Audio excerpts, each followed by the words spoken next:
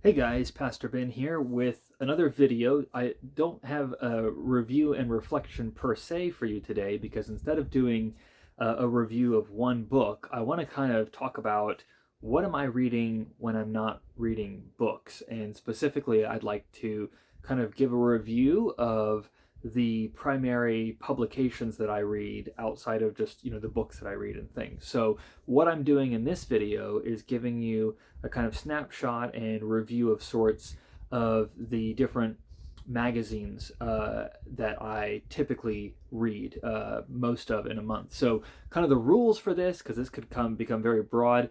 I'm kind of excluding blog posts and things like that. I'm also talking really only about publications that I read most of every month.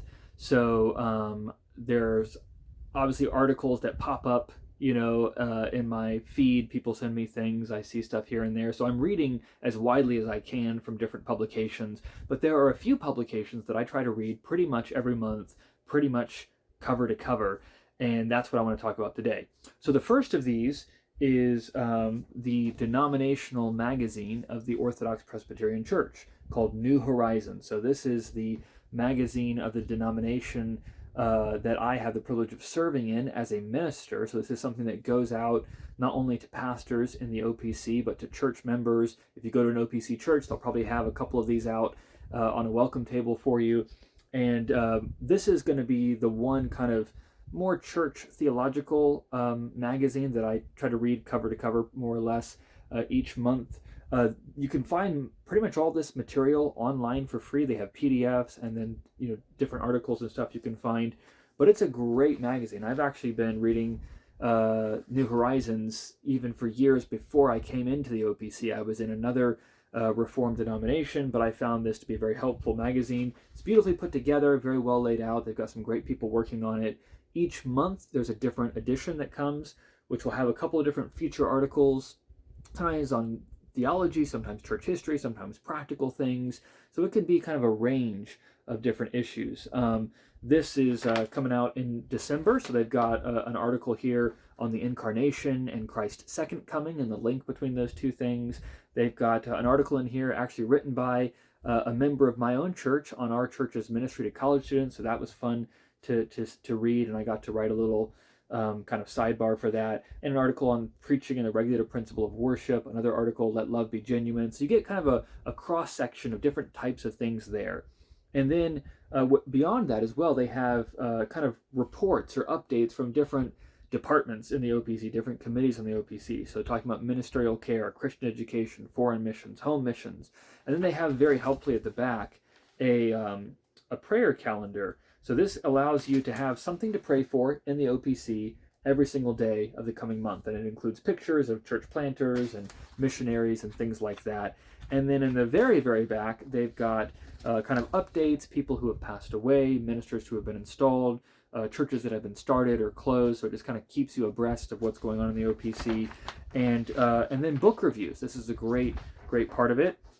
This is also cool because there was a book that was reviewed by two young ladies in my church as well. So a great resource if you are either in the OPC. I would say if you're in the OPC, it's a necessary resource. Pick it up, look through it, read some of the articles, see what's going on, because it'll help you to be connected to other churches in our denomination, to make you kind of practically Presbyterian, and has great, great content.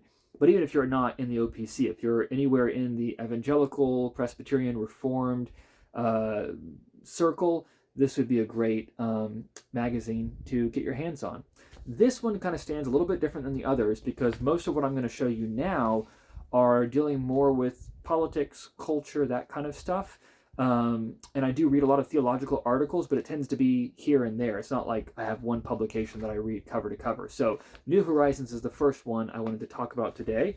But I also want to talk about World Magazine. So this is a publication that has been around for a number of decades now. I've actually been reading this longer than anything else on this list. I started reading World Magazine when I was a teenager. My parents subscribed to it and have been reading it, pretty faithfully since then. I've had some kind friends who have given me a gift subscription the last couple of years, so I've been able to enjoy that. World Magazine is is a news magazine, so it has articles about politics and current events and culture and things like that, but it's coming from a very definite perspective. I really appreciate the way they handle things. They have, from their founding, said we need to be open and honest about our perspectives, kind of our biases, and yet try to be even-handed, even as we write from our own perspective. So the perspective that World Magazine is coming from is evangelical Protestant Christian, and the founders and many of the kind of movers and shakers behind it are tending in the Reformed direction. So you'll often find articles from or interviews with Reformed or Presbyterian or Reformed Baptist pastors. So this is a magazine that does a good job of kind of speaking from my corner of the world and my corner of the intellectual and theological spectrum. Again, it's not a theology magazine, it's not a church magazine, but it's coming from a definitely Christian perspective and often with a kind of Reformed flavor to it. However, it is trying to give Christians, in particular, I think it's aimed at the church, it's trying to give Christians a good understanding of what's going on in the world and how they should think through and engage with those things. So it's gone through different forms over the years, and in recent years, World Magazine has actually expanded to be more than just a monthly magazine. It's also, they've got daily podcast, they've got video things that they do for kids. They've got quite a dynamic and active online presence. I'm not giving reviews of any of that right here because I don't regularly listen to or watch or read all of those things. I kind of dabble there, but I do try to read World Magazine itself each month. And one of the fun things is I have a couple of members of my church who are actually journalists for World Magazine. So pretty much every month I can pick up World Magazine and see some articles from names that I recognize. They recently just switched to a monthly format. Before that, they had been coming out twice a month. So instead, they have a kind of a larger profile, about 100 pages of content. And what they do each month is they will have a couple of feature articles, which are a little bit longer in length. And they started recently, I really have liked this, taking one story that they call the 360, where they try to look at the same issue from a couple of different angles and in a deeper depth. So in this edition, it's got a nice Christmas cover on the front because one of the cover article is about how Christians have celebrated Christmas over the years and how Christians have thought through the celebration of Christmas today. But the 360 article for this, very kind of different feel in some ways, is about how to treat drug addiction and some of the debates that have gone on in recent years amongst caregivers and counselors and doctors about how do you do that, and specifically the practice of medication-assisted treatment. In other words, giving people who are, hooked on fentanyl or other strong opioids medications that can reduce some of their cravings, but they're kind of dependent on the medication. And how do you think through that? So they have a couple of different articles kind of wading through that, interviewing different voices. Fascinating stuff. And again, very well done. So I like the fact that, again, they have a definite perspective and they're not shy about that, but they're also trying to be even-handed and balanced. And it's not mostly kind of opinion stuff. This is something that makes World Magazine different, in my opinion, and experience from a lot of other publications. It's not hard to find Christian voices talking about the things of the day, but what they're almost always doing is kind of giving you op-ed type of stuff. And there can be value in that. I'm not dismissing that out of hand. I've written a few of those articles myself over the years, but a lot of it is sort of, second or third hand reporting on things that other people are talking about and just giving a kind of Christian perspective or twist to that. Again, there's value in that, but what World Magazine is trying to do is to do original reporting, to do on-the-ground reporting, to break stories, and give people a deeper perspective. And I find they do a good job with that overall. Again, they've got a range of different people writing for them, so I don't agree with every article, I don't agree with every perspective. It represents a kind of, from a political standpoint, a sort of, the Christian religious right, kind of, for lack of a better term, although again, there's breadth in that label as well. But that's kind of where this is coming from. And then in addition to those feature articles, they've got different opinion pieces, they've got movie reviews, book reviews, music reviews, some really helpful stuff there. I don't tend to love their movie reviews, to be honest, but their book reviews are good. And then they've started a new kind of feature in this longer format where they have someone writing an article about some aspect of culture. So this one had some of Rembrandt's paintings. So great magazine, and very helpful to kind of just get the news and interaction with the world from a Christian, somewhat reformed-ish perspective. So this is a staple for me each month. Okay, coming from a slightly different vantage point, I also read each month The Atlantic. I started doing this a couple years ago, and the impetus for me in subscribing to The Atlantic was initially because I realized, I'm coming from political labels have become so permeable and flexible in recent years. I'm hesitant to use any labels, but if I had to, I would say I stand within the conservative stream, although you have to throw some adjectives on that word now to explain what you mean. I would be a kind of Burkean conservative with an affinity to social democracy and distributism. So there's some words to throw at you there. Basically, that's a fancy way of saying I'm completely politically homeless. There's not really a political party that I can just jump behind that has any mainstream influence in the world today. But I definitely have grown up in and inhabit and am part of the broadly conservative and definitely Christian, circle. So I wanted to read something regularly that was giving me the best of a different way of thinking.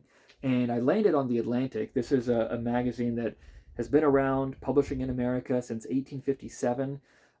They've had some of the greatest writers and thinkers and political leaders that America's ever produced that have written in their pages. And the quality of writing is the highest that I found in any publication that I read. Very good, very well written, very well chosen stories. Coming from, though, a kind of center-left, generally secular perspective. So this is sort of me having the opportunity to hear the best of the other side, if I can kind of put it in that way. Although, again, one of the things you find with a lot of these articles is that they're deeply reported enough that they don't typically just give you kind of one side. They're usually drawing you into the complexity of some of these issues. So I've actually been pleasantly surprised. I was expecting when I first started reading this to sort of disagree with every article, but help me understand the other person a little bit better. And I've definitely had plenty of articles that fall into that category, but I've also had lots of articles where I was sort of saying, yeah, I might give some different examples, or I might cut out that editorial comment that you made.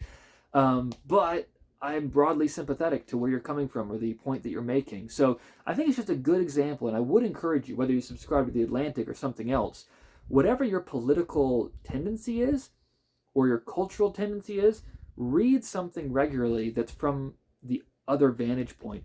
And don't just pick the worst example or the kind of most radical example. Pick kind of the best example that you can. So for me, that's The Atlantic. The Atlantic is the kind of best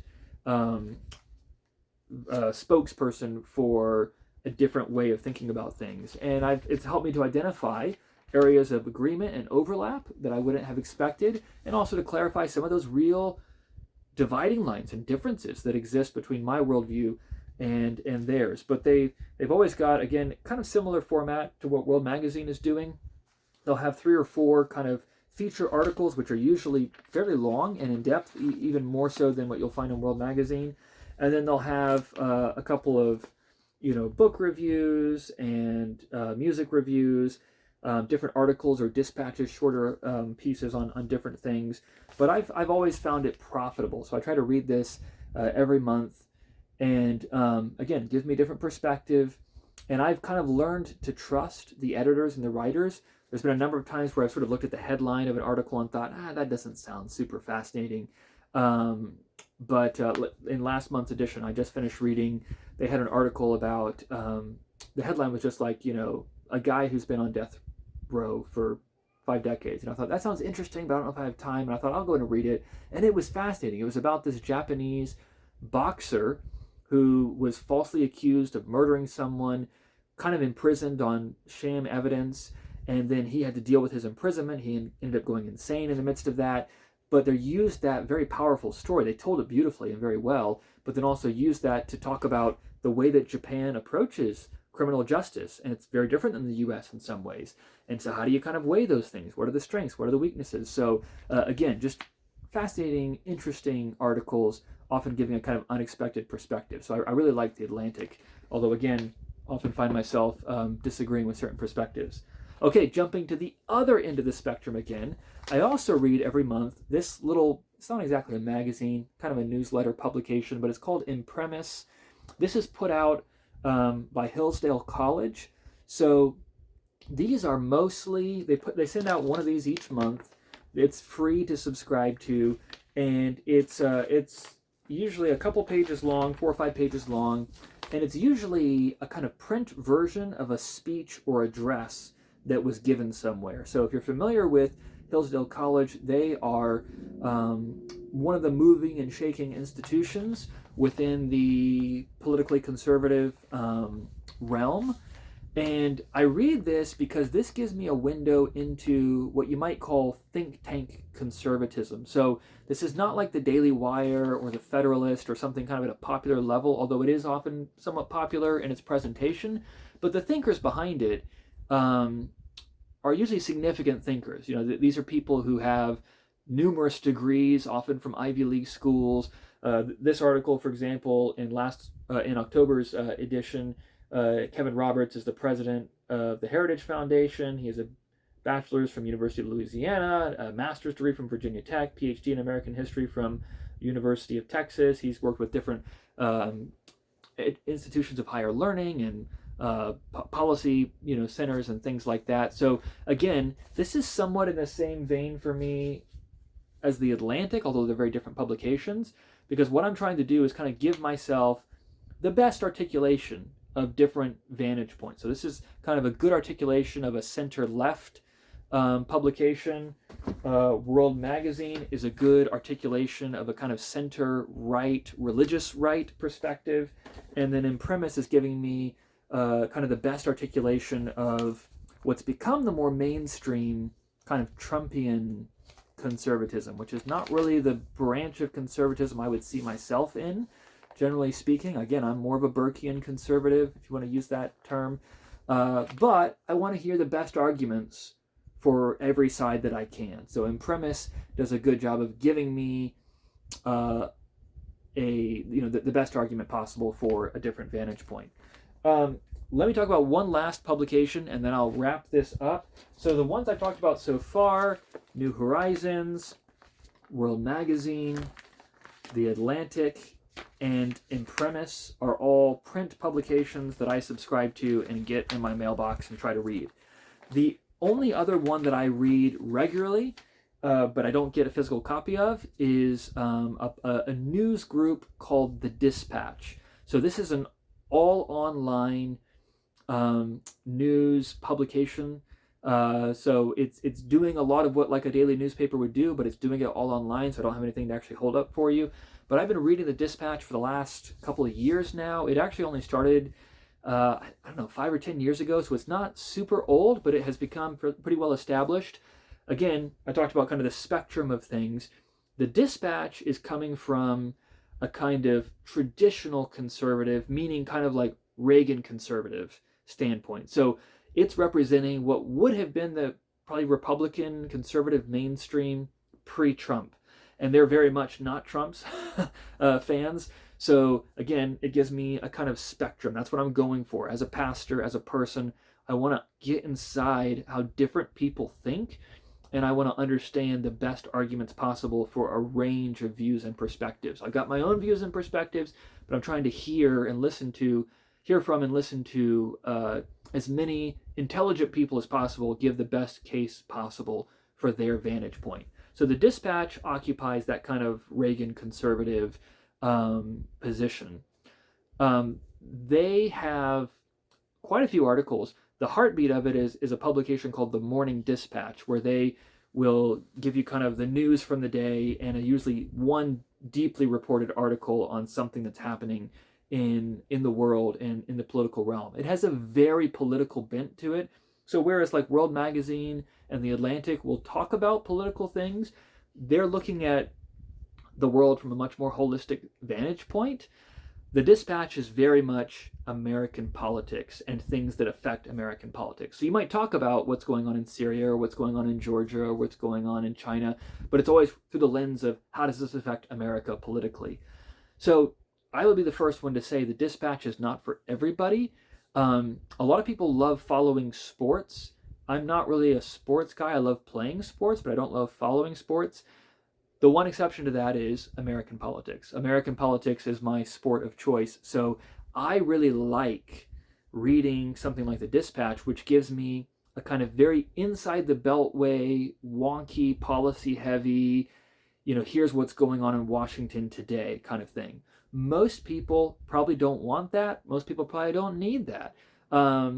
I just enjoy it. I've always kind of enjoyed politics, so that's kind of I scratch that itch by reading the Dispatch, because it walks me through, hey, what's going on with, the continuing resolution that the House is trying to pass to fund the government through March 14th, and what does this tell us about Mike Johnson's situation as Speaker of the House, and what does it tell us about Trump's leadership style in his second term, and what does it tell us about the Democrats' strategy coming into a very different political situation in the new year. So I really like that kind of thing. I live close to DC, so these are things that often impact people in my circles. I've got a lot of people I know who work for the federal government or are contractors for the federal government or are interested in politics. So it helps me to know what they're talking about. It helps me to know what's impacting their world. But I read it mostly because I find the perspective interesting, and I like that kind of, inside baseball play-by-play breakdown that it gives me. So, but it's very politically oriented. It tends to downplay the cultural and social concerns. It maximizes economic, foreign policy, some of those kinds of issues, and I think underestimates the importance of some of the social and moral issues. So again, it needs a balance, right? But if you're reading something like World Magazine, the Dispatch gives you another interesting perspective. So that's kind of a window into what I read when I'm not reading books. Again, I wouldn't necessarily say everyone should have the same diet as I do, but that's what I typically read, and it kind of speaks to my interest. New Horizons, something to help me keep in touch with my denomination and have edifying articles I can share with my church. The Atlantic, giving me a thoughtful center-left perspective on broad cultural issues and interesting stories from a human vantage point. World Magazine, which is giving me a very thoughtful, wide-angle, view of the world from a religious right, Christian, and somewhat Reformed perspective. Imprimis, giving me the best of what kind of movement think tank conservatism in the Trump era is thinking about and talking about and doing. And then the Dispatch, which is giving me that more traditional Reagan conservative play-by-play of what's going on in the news. So that's what I read when I'm not reading books.